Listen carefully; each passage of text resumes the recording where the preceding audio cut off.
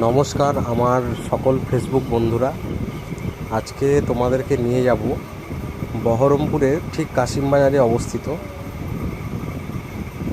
সবথেকে পুরনো একটি মন্দির, বাবা পাতালেশ্বর মন্দির।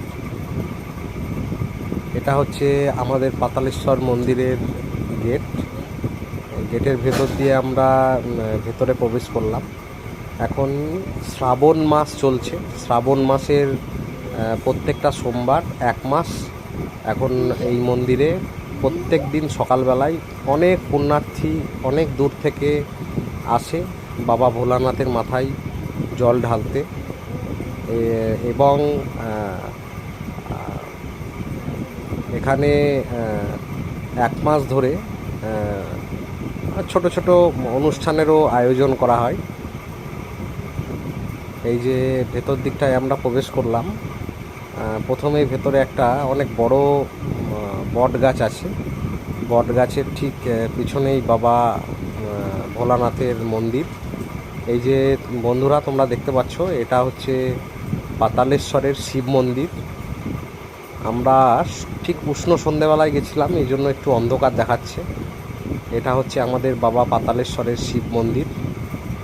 শ্রাবণ মাস উপলক্ষে মন্দিরটিকে সামান্য ফুল আর কিছু লাইট দিয়ে বেশ সুন্দরভাবে চারিদিকটা সাজানো হয়েছে। এই যে আমরা এখন মন্দিরের ভেতরে প্রবেশ করব। এই যে আমরা মন্দিরের ভেতরে আস্তে আস্তে প্রবেশ করলাম। এই যে তোমাদেরকে বাবা পাতালেশ্বর শিব ঠাকুরের যে মূর্তি এই মন্দিরে রাখা আছে সেটাকে তোমাদেরকে দর্শন করাবো। এই যে এটা হচ্ছে বাবা পাতালেশ্বর শিব ঠাকুরের মূর্তি, শিবলিঙ্গ। মূর্তি ঠিক নয়, ওই শিবলিঙ্গ।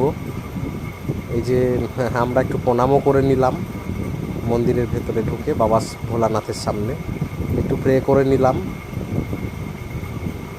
আমি আর আমার মেয়ে সৃজাও আমাকে দেখে আমার মতন করে ঠিক প্রণাম করছে।